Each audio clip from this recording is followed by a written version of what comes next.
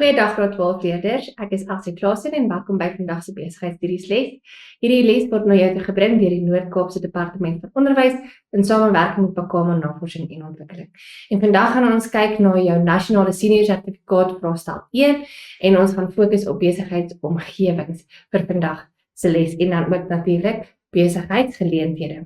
As ons kyk na die twee gedeeltes van vraestel 1, het ons besigheidsomgewings en ons gaan kyk na die impak van onlangse wetgewing op besighede. Ons gaan ook kyk na ons besigheidsstrategie en dan ons besigheidssektore en dan aan die besigheidsbedrywighede gedeelte.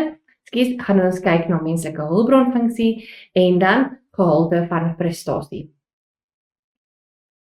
So as ons begin by die besigheidsomgewings en ons gaan kyk na die spesifiek na die impak van onlangse wetgewing, besigheidsstrategie en dan ook besigheidssektore. So die 8 wette wat jy moet ken vir vraestel 1 is eerstens die wet op vaardigheidsontwikkeling, dan die wet op gelyke indiensneming, die wysigingswet op vergoeding vir beroepsbeserings en siektes en dan die wet op breë basis swart ekonomiese bemagtiging.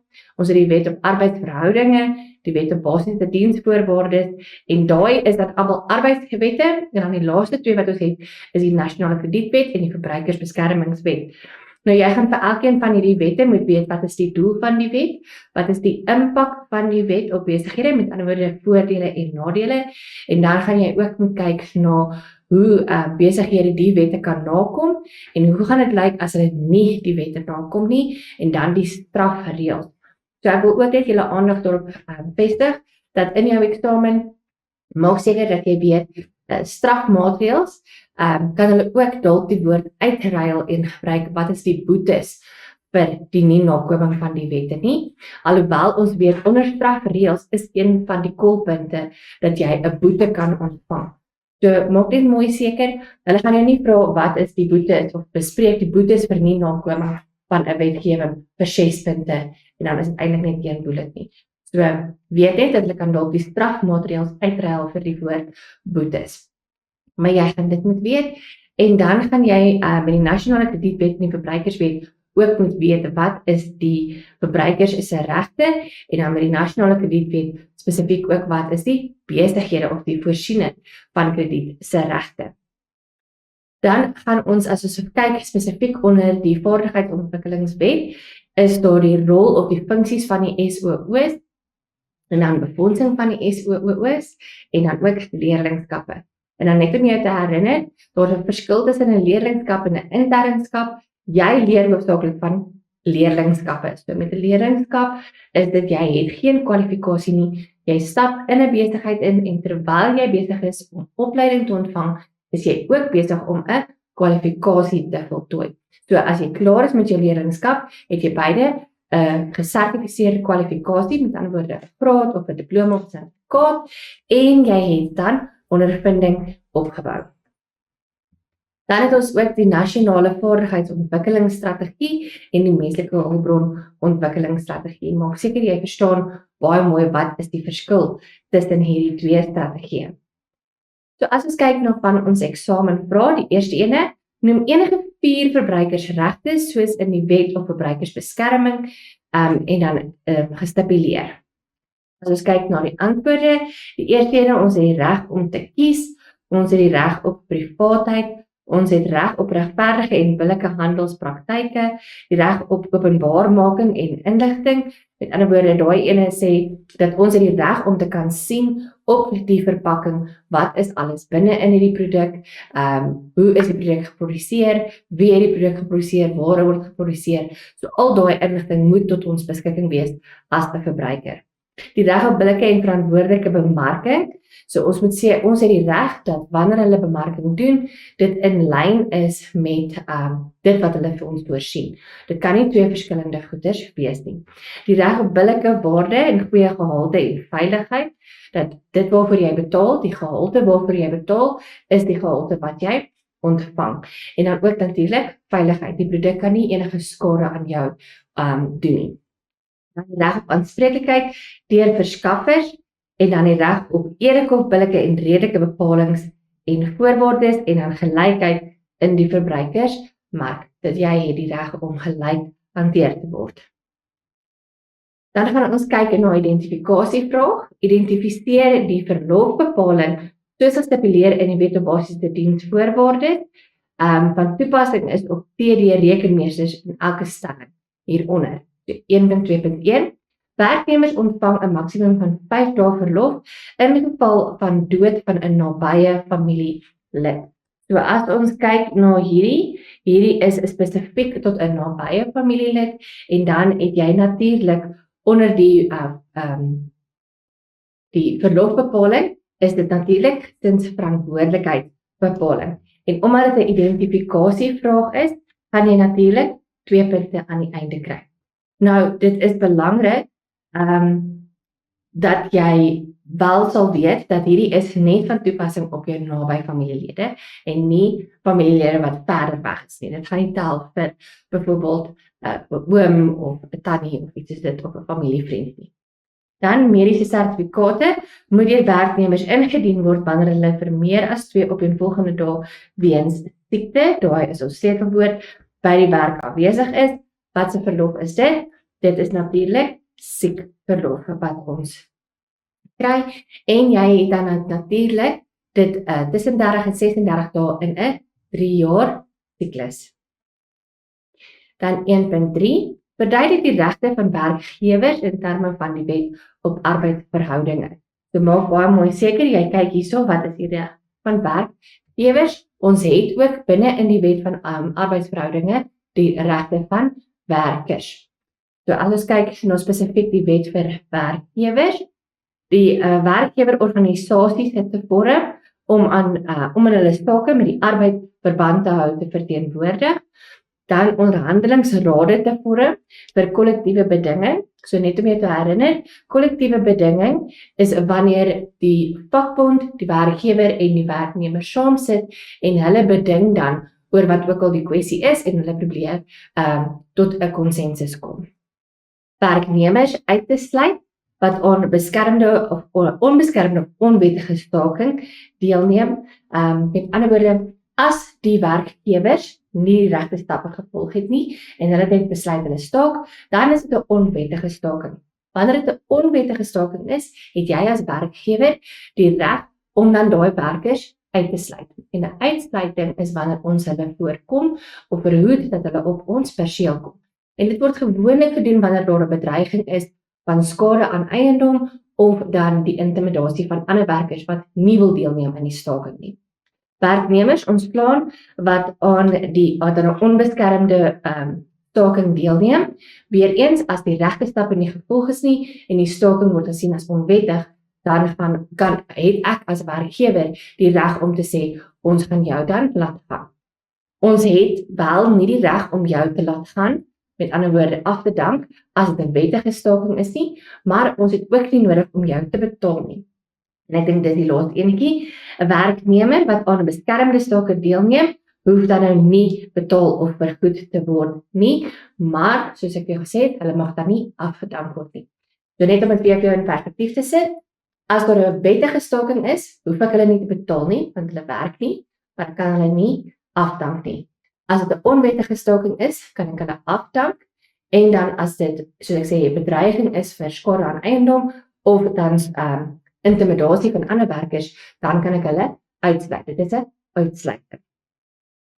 Dan 1.4 bespreek die doel van die wet op gelyke indiensneming. So hierdie wet is om seker te maak dat daar gelyke geleenthede is. Daar is baie gereeld 'n verwarring tussen die wet op arbeidsverhoudinge en die wet op gelyke indiensneming. Gelyke indiensneming fokus hoofsaaklik op gelyke geleenthede en dan het ons ook regstellende aksie wat 'n rol speel, waar die wet op arbeidsverhoudinge fokus op die verhouding en om arbeidsvrede te hê tussen werkgewers en werknemers. So as ons kyk na die wet op gelyke indiensneming, dit laat toe dat werknemers wat dieselfde werk doen, gelyk betaal word. Dit voorkom diskriminasie en dis baie belangrik. Skryf hierso asseblief uit geslag, ras, gestremdheid ensovoort. Moenie net stop by voorkom diskriminasie nie. Dan bevorder gelyke geleenthede en regverdige behandeling in die werkplek, bevorder diversiteit in die werkplek deur te verseker dat mense van diverse agtergronde ingesluit word, beskerm werknemers teen victimisering wanneer hulle wel hulle regte uitoefen. So met ander woorde, as hulle 'n klag gaan lê van diskriminasie, kan nou nie teen hulle gediskrimineer word, kan hulle nie geviktimiseer word nie. En dan verseker gelyke verteenwoordiging in die werksplek. Met ander woorde, ons wil hê dat die demografie van ons werkplek moet dieselfde lyk as die demografie van ons land. Nou net om jou te herinner, demografie verwys na hoe lyk die mense binne in 'n spesifieke area. Dan nommer 1.6, verduidelik hoe die sektorale onderwys en opleidingsowerhede, met ander woorde die SOO's, befonds word, die vaardigheidsontwikkelingsheffing wat deur die werkgewers betaal word. Nou onthou, dit is 'n persent wat van my salarisse betaal word aan die SOO's, maar dit word ingesamel deur die SAID, deur die Suid-Afrikaanse Invorderingsdiens. So ons betaal dit oor aan die SAID, maar van daar af word dit dan versprei na die SOO's. Werkgewers met 'n salarisrekening van meer as R500,000 per jaar. Nou dit klink baie, maar dit is eintlik regtig nie so baie nie. So wanneer ons meer as dit per salarisse betaal per jaar, dan moet ons 1% van daai salarisse oorbetaal. En soos ek gesê het, ons betaal dit dan aan die SAID. Die verskillende SOO's ontvang 80%, right? So hulle van daai 1% gaan 80% na die SOO's toe en dan 20% gaan na die nasionale vaardigheidsfonds toe. Dan skenkings en toelaas is nog 'n bron wat ons kan kry en dan ook, dit is dan spesifiek van KNI projekte van besighede. Enige surplus fondse wat oorbly van regeringsinstellings en dan fondse ontvang vir die lewering van dienste. So wanneer hulle dienste lewer aan ander besighede en programme voorsien, dan kry hulle ook inkomste. 1.7 gee besighede raad oor die maniere waarop hulle aan die nasionale kredietwet kan voldoen. So wette aan aansoekers vooraf oor die inkomstedokumentasie. So hierdie is spesifiek vir besighede, maak alle kostes van die lening bekend, geen verskuilde kostes nie, so as daar administratiewe kostes is, al daai goeders moet bekend gemaak word, bekom kredietverslag, kontrole van die kliënt, met ander woorde, ek moet seker maak dat daai kliënt kan die skuld betaal. Die besigheid moet by die nasionale kredietreguleerder geregistreer wees, so jy sal gewoonlik hoor met 'n advertensie sal hulle vir jou sê, dit is 'n geregistreerde kredietverskaffer. En hulle registreer dan natuurlik by die nasionale kredietreguleerder. Dien jaarlikse verslag van voldoening by die nasionale kredietreguleerder in. Dan gaan ons net aan met die volgende, met daai selfde vraag.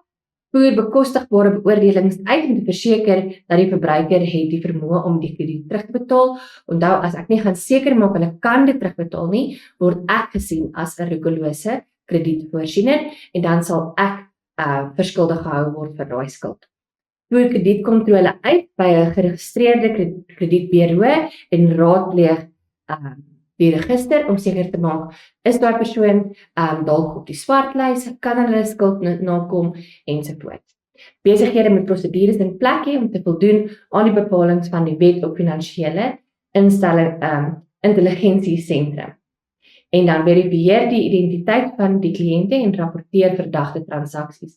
Met ander woorde, jy moet seker maak dat jy krediet gee vir die regte persoon en dat dit nie iemand is wat probeer op 'n ander persoon se naam krediet maak nie. Dan gaan ons voor en ons gaan kyk na ons besigheidsstrategie en die eerste ene is die strategiese bestuursproses en ek wil jou net herinner dat ons nie mekaar raak tussen hierdie proses en dan die evaluering van 'n strategie nie. So as dit teruggaan, die eerste ene is hersien, analiseer of herondersoek. Daai is sinonieme van mekaar, so jy kan een kies. Hulle visie of hulle missiestelling, nou 'n visie en 'n missiestelling is twee verskillende goeders, so skryf al twee terme neer vir my asseblief.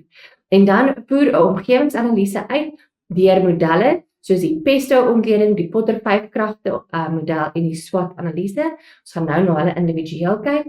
Dan 'n strategie soos dan daar's verskeie strategieë gaan dan geformuleer word. Dan 'n strategie moet geïmplementeer word met behulp van 'n aksieplan. Beheer of evalueer of monitor, weer eens, daai is sinonieme van mekaar, so jy kan een kies. Die geïmplementeerde strategie om leemtes of afwykings in die implementering te identifiseer. Nou leemtes en afwykings, weer eens, twee verskillende woorde, gebruik eerder al twee, moenie een uitlos nie. En dan neem regstellende stappe om te verseker dat die doelwitte bereik word. As ons kyk na ons eerste instrument wat ons het, dit is die SWOT-analise, of hulle kan dan die SSGB gebruik. So die eerste ene weet ons is sterkpunte, dan het ons swakpunte, ons het dan ook geleenthede en bedreigings. Nou net om jou te herinner, sterkpunte en swakpunte is interne faktore. So hierdie is goeders binne in my besigheid waaroor ek beheer het, en dan geleenthede en bedreigings is eksterne faktore. Met ander woorde, dis goeders waaroor ek nie beheer het nie, maar ek kan dan aanpas of ek kan dit probeer gebruik tot my voordeel. Dan het ons die Potter 5, en weer eens, ek wil sê, jy moet seker maak jy gebruik die regte terminologie hier, maak seker dat jy terugverwys na jou eksamenriglyne. Ek gaan hier vir jou sê, eksamenriglyne. En dit is om seker te maak, jy gebruik die regte terminologie, en jy moet dit volledig uitskryf. So die eerste wat ons sê, is die krag van verskaffers. Hulle het 'n krag oor besighede, want as hulle duur pryse vra, moet ek natuurlik my pryse opstoot, of ek moet my winsopslag verminder, om dan my pryse dieselfde te hou. Ek het die mag van kopers. Kopers het 'n mag oor my besigheid, want hulle kan na my mededingers toe gaan as hulle nie gelukkig is met my pryse nie. Dan is daar die krag van mededingers. So hierdie is my fisiese mededingers wat ek huidiglik het, want ek is in kompetisie met hulle. So ek moet seker maak ek bly in lyn met hulle pryse. Dan het ons die bedreiging of die vervanging van plaasvervangers.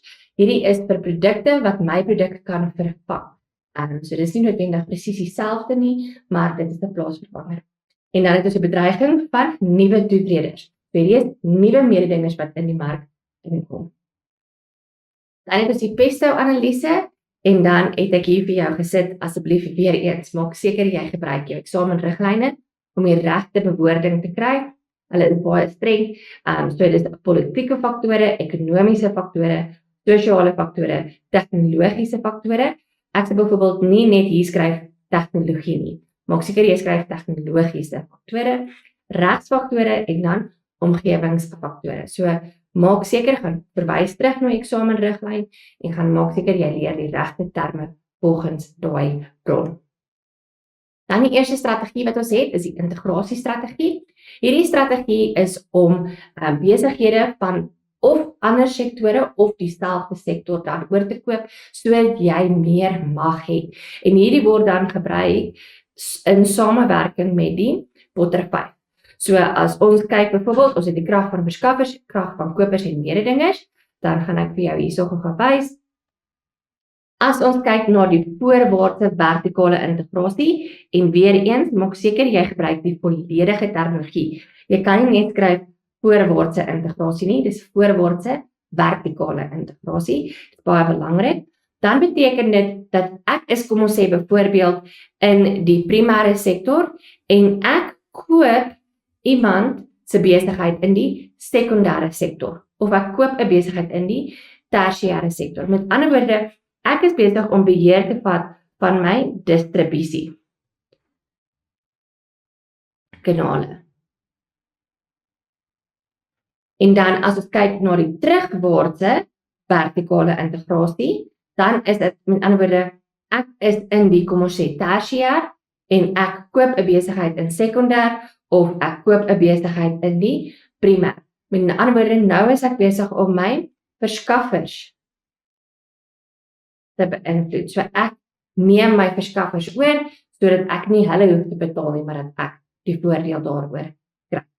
En dan die horisontale integrasie is wanneer ek 'n besigheid koop wat in dieselfde sektor is as ek. So ek is primêr en ek koop 'n ander besigheid wat ook in primêr is, en dan is ek besig om te kyk na my meerdingers. So jy kan sien hierdie kom van toepassing as ons die analise gedoen het in terme van Potters 5. Dan het ons intensiewe strategie. Hierdie is waar ek vat wat ek huidiglik het en ek maak dit meer. So die eerste ene is ek het markontwikkeling en as jy gaan kyk na die matriks wat ek vir jou hier opgetrek het, dit is wanneer ek my huidige en bestaande produkte vir 'n nuwe mark ontwikkel. So met ander woorde, ek wil nuwe kliënte inkry, mense wat nie tans my kliënte is nie. Dan markpenetrasie. Hierdie is wanneer ek my huidige en bestaande produkte vir my huidige en bestaande kliënte verskaf. So met ander woorde, ek vat my advertensies wat ek nou het en ek maak dit meer, ek maak hulle meer bewus sodat hulle nou kan koop.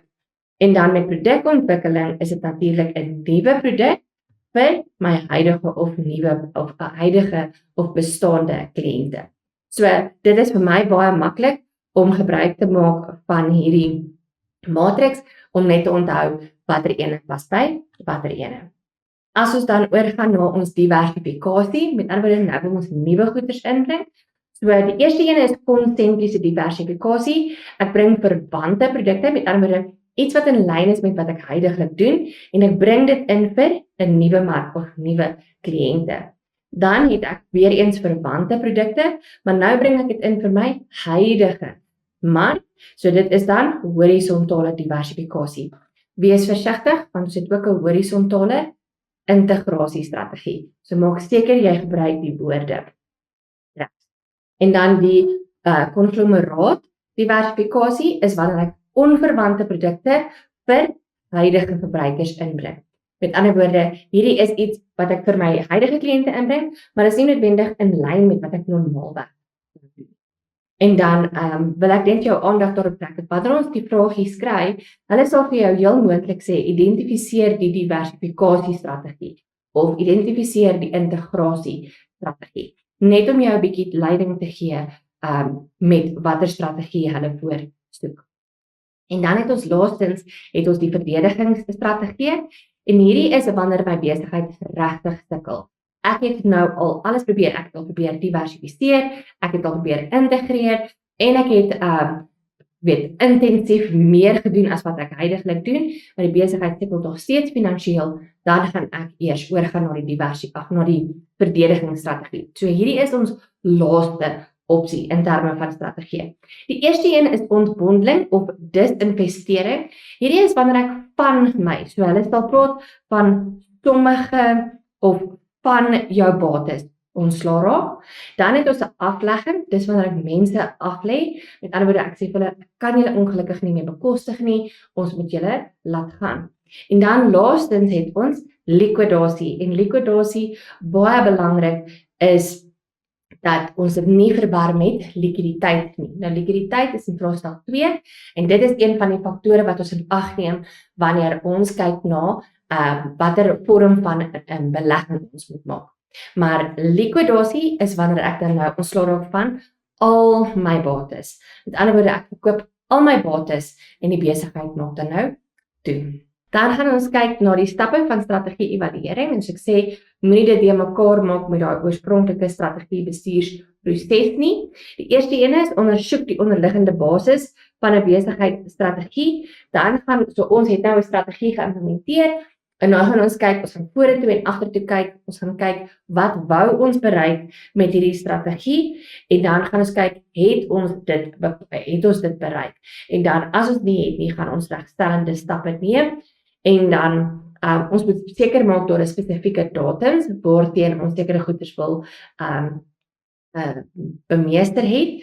Stel 'n tabel op van die voordele en nadele van die strategie, so wat het goed gewerk, wat het nie goed gewerk nie. Besluit op 'n gewenste uitkoms, soos beoog toe ons die strategie geïmplementeer het, en dan oorweeg die impak van hierdie strategie binne in die besigheid, so beide intern en ekstern op die besigheid. Right, dan soos ek sê, wees versigtig om nie die mekaar te raak tussen die strategie-evaluering en strategie-bestuursproses nie. As ons kyk dan na die sakesektore, ek het net een skyfie hier in, want dit is gewoonlik 'n enkel vraagie binne jou vraestel. Onthou ons primêre sektor waar ons natuurlike hulpbronne ontgin. Ons het sekondêre sektor waar daar die prosesering en die vervaardiging van produkte is, en dan het ons die tersiêre sektor waar ons verkoop, en dan onthou ook alle dienste val binne in die tersiêre sektor. As ons dan kyk na ons eksamenvraag, 2.1, noem enige 4 kragte van Potter 5 se kragtemodel. Nou, mense, ek wil vir jou sê, dis regtig belangrik met ons maklike vragies, ons vlak 1 en 2 vrae, jy gaan moet hierdie goed kan identifiseer, en veral as jy 'n hoë risiko student is, dan gaan jy moet kan identifiseer, want dit kan vir jou punte opgemaak, en 30% van jou vraestel bestaan uit vlak 1 en 2, so jy behoort te kan slaag, as jy ten minste net goeders kan benoem en kan lys. So enige 4 kragte, so ons het die bedingingsmag van verskaffers, of die krag van verskaffers. Jy kan een van daai 2 kies. Vir 1 punt, die bedingingsmag van kopers of die krag van kopers, die bedreiging of hindernisse vir nuwe toetreders tot die mark, die krag van mededingers of mededingende wede-ywerings, en dan die bedreiging van substitusie, of dan nou plaasvervangers. En dan die vraag het gesê eerste 4 en ons weet dis die Potter 5 model, so ons 5 opsies. Ons gaan net jou eerste 4 merk. Dan 2.2 beskryf kortliks die voordele van die intensiewe strategie. Onthou, intensiewe strategie is ons pad wat ons huidiglik het en ons maak dit meer. So ons kyk na markontwikkeling, produkontwikkeling en markpenetrasie. So die verhoging van verkope of inkomste of winsgewendheid as gevolg van 'n verskeidenheid van advertensieveldtogte, soos ons sê, ons doen meer as ons gewoonlik doen, gereelde verkope aan bestaande klante, verkry klante se lojaliteit deur effektiewe promosie, so ons kry hulle dalk net terug, dalk is dit iets waarvan hulle 'n bietjie vergeet het, so ons trek net weer hulle aandag na ons besigheid toe. Verbeterde dienslewering kan 'n positiewe impak hê op verkope, skakel mededingers uit en domineer die markpryse. Vermindering van pryse kan kliënte beïnvloed om produkte te koop. Dit kan ook hulle motiveer om eerder nou te koop as later. Hulle het meer beheer oor die pryse. Stel die besigheid in staat om te fokus op markte of nagevorsde gehalte van die produkte en verhoogde markaandeel. Dan ons scenario vragies, soos ek jou sê, hierdie tipe vragies kan vir jou 'n hele paar punte inbring. Lees die scenario hieronder en beantwoord die vraag wat volg. Beiers speelgoed ervaar afname in verkope weens 'n afname in die aanvraag na hulle produkte. Hulle het sommige onproduktiewe bates verkoop om skulde af te betaal. BS het ook die doeltreffendheid van hulle gekose strategie geëvalueer.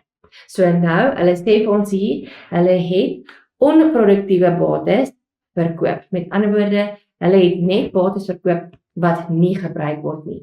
Wees versigtig om te kyk, is dit net van dit of is dit alle bates. Dan vra hulle jou, identifiseer die soort defensiewe strategie. Soos ek vroeër vir jou gesê het, hulle gaan vir jou 'n bietjie leiding gee en vir jou sê onder watter kategorie gaan die strategie val en dan motiveer jou antwoord. So dit is nou, soos ek gesê het, net van die bates, dis nie al die bates nie, so dit is dan of ontbondeling of disinvestering of vervreemding.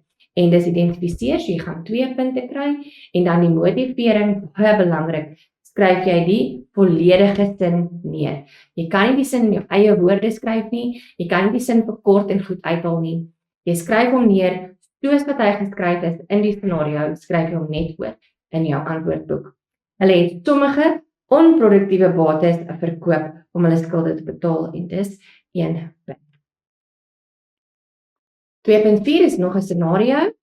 Andrew Tuindienste het 'n afname in vraag na hulle dienste ondervind. Hulle het besluit om van hulle trekkers te verkoop om hulle skuld af te betaal. Weereens, hulle sê net van hulle trekkers, en ons weet trekkers is 'n bate. Identifiseer die soort defensiewe strategie. Weereens is dit disinvestering of ontbondeling en dan daar is die sin. So dis net nog 'n opsie of net nog 'n voorbeeld vir jou. Dan 2.4.2 verduidelik een ander soort defensiewe strategie wat deur AT oorweeg word. Nou, as hulle praat van 'n ander, soort defensief. Met ander woorde, ons het ontbondeling geïdentifiseer, ontbondeling. Nou moet ons van die ander twee identifiseer. So die eerste een is aflegging en in afdeling B gaan jy dan nou 2 punte kry vir die benoeming en dan gaan jy 1 punt kry vir die beskrywing. So aflegging, weer eens wanneer ek my mense laat gaan. So vir die strategie gaan ek 2 punte kry, vir die verduideliking 1 en is 'n tipmax van 3 punte. En dan die ander ene is likwidasie, soos ek vir jou sê, wees asseblief versigtig dat jy nie likwiditeit skryf nie, dis likwidasie, en dit is natuurlik wanneer ek van al my bates ontslae raak en 'n besigheid dan bly.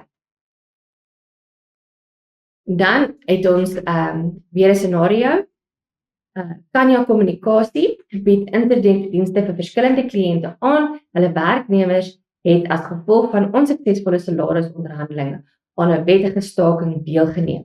So hulle sê hier vir ons, dit is 'n wettige staking. Gereelde beerdkrag het KAK geforseer om op sekere dae vroeër te sluit. KAK het ook baie kliënte aan direk kommunikasie afgestaan wat soortgelyke dienste teen laer pryse bied. Identifiseer die sakesektor waarin KAK sake doen. So hier was nogals baie inligting en ons sien nou die vraag is natuurlik net die sakesektor, met ander woorde primêr, sekondêr of tersiêr. So hulle het 'n kommunikasie of 'n internetdiens en ons weet natuurlik dat alle dienste val in die tersiêre sektor. So daai internetdienste is dan die gedeelte van daai sin wat ons sê dit is in die tersiêre sektor. Dan haal 3 uitdagings vir KAK uit die scenario hierbo aan en dan gaan jy hulle klassifiseer volgens hulle besigheidsomgewing en hulle gee vir jou 'n tabel. Maak gebruik van die tabel want hierdie goeders moet aan mekaar gekoppel wees. So maak seker wanneer jy 'n vraag lees dat jy dit volledig lees sodat jy weet wat word van jou verwag. So hierso is ons antwoorde. Jy gaan die vraag het gevra dat jy hulle aanhaal. Met ander woorde nie identifiseer nie, maar aanhaal en jy gaan met ander woorde die volledige sin skryf vir 1 punt en dan gaan jy die regte omgewing identifiseer. So as hulle praat van hulle werknemers suksesvolle salarisonderhandelinge, dis binne in my besigheid, so dis mikroomgewing. Gereelde beerdkrag. Beerdkrag is ietsie wat buite my besigheid gebeur, dis ver buite my bereik, ek het geen beheer daaroor nie. Dis die makroomgewing en dan as hulle praat van ons kliënte, dan is dit die markomgewing. Ons gaan dan ook nou kyk na 'n opstelvraag. So onthou met 'n opstel is dit baie belangrik dat jy weet hierdie is jou aanhef en dat jy daai aanhef lees want jy mag hom nie gebruik nie. So ek het hier vir jou 'n groot ster ingesit om jou te herinner, jy mag nie jou aanhef gebruik wanneer jy jou inleiding en jou slot skryf nie en dat jy sal seker maak jy het hom deurgelees en dan wanneer jy gaan begin jou opstel skryf, gaan jy skryf, jy moet uitskryf die woord inleiding.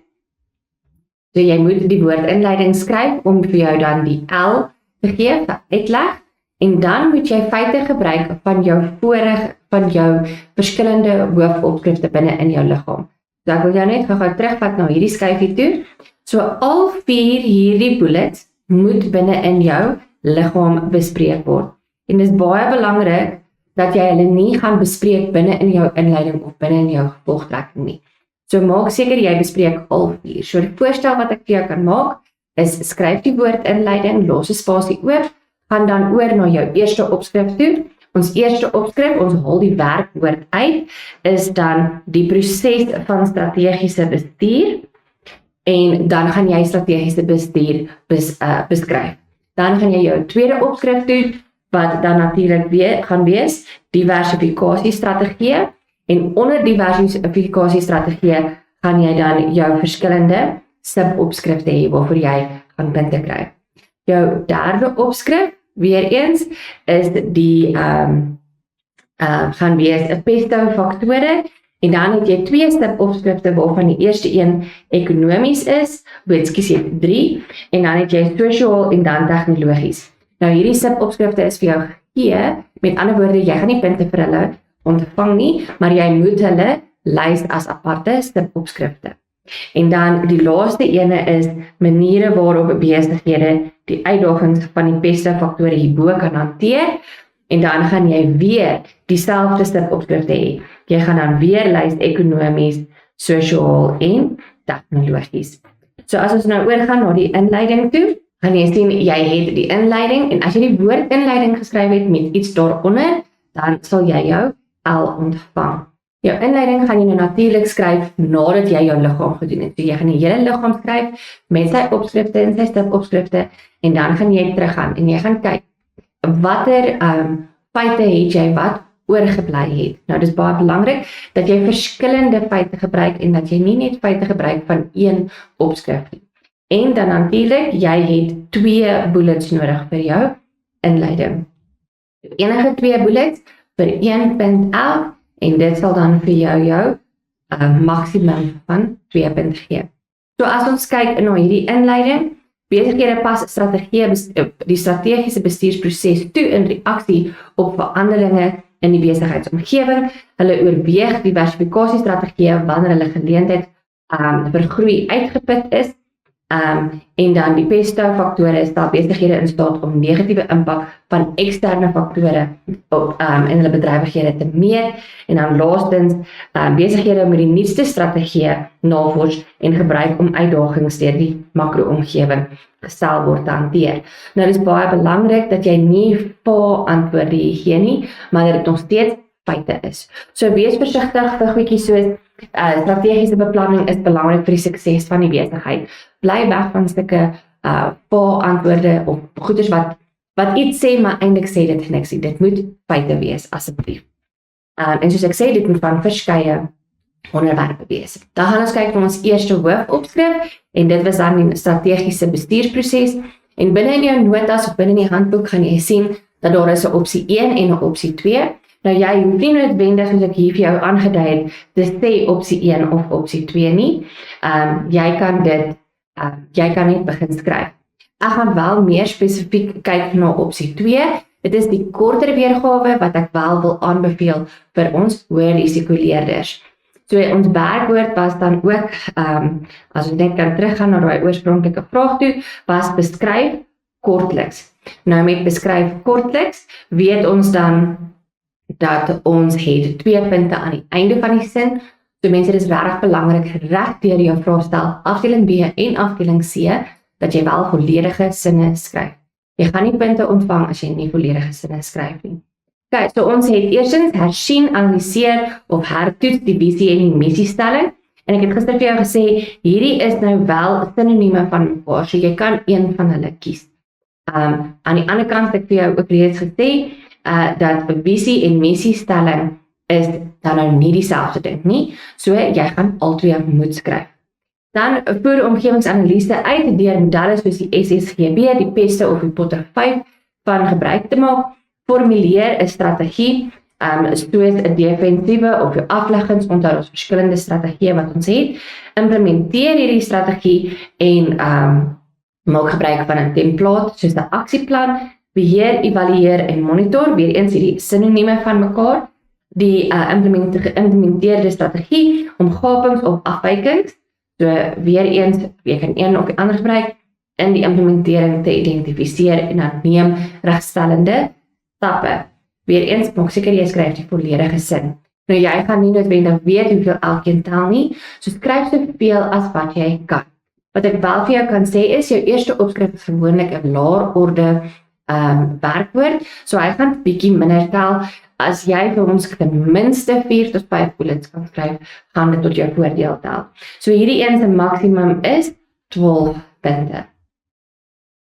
Dan, as ons oorgaan na die tweede ene, het ek weer gesê, is belangrik om 'n hoofopskrif te hê. Die eerste is soorte diversifikasiestrategieë en dan gaan jy begin met jou benoeming of dan van die verskillende strategieë en jy gaan vir hulle punte kry, maar jy gaan hulle ook vir my skryf as 'n opskrif, want jy gaan elke een individueel beskryf. So die eerste een wat ons het, is konsentriese diversifikasie, en soos ek vir jou gesê het, jy gaan 2 punte vir dit ontvang, want jy het hom benoem. Dan gaan jy punte kry vir jou beskrywing.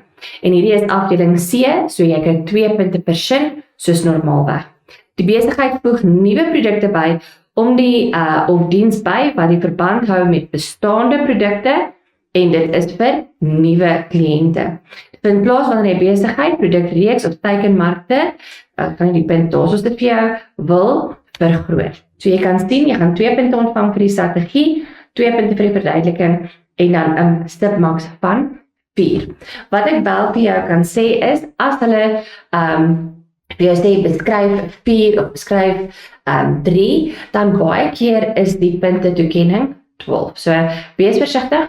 As hulle sê beskryf die diversifikasiestrategie en ons weet daar is 3, dan gaan jy min of meer kan aflei dat hulle 4 punte elk gaan tel. Hulle kan bietjie meer tel, maar jy weet gaan 4. En soos ek vir jou sê, as hulle nie vir jou die fisiese stipopskrif gee nie, kry jy 2 punte net om hom te benoem. So veral vir die hoë risikoleerders, maak seker dat jy ten minste jou strategie kan benoem en dan as jy 'n bietjie van 'n verduideliking kan gee, gaan jy 'n bietjie punte kan opmaak in jou afdeling C.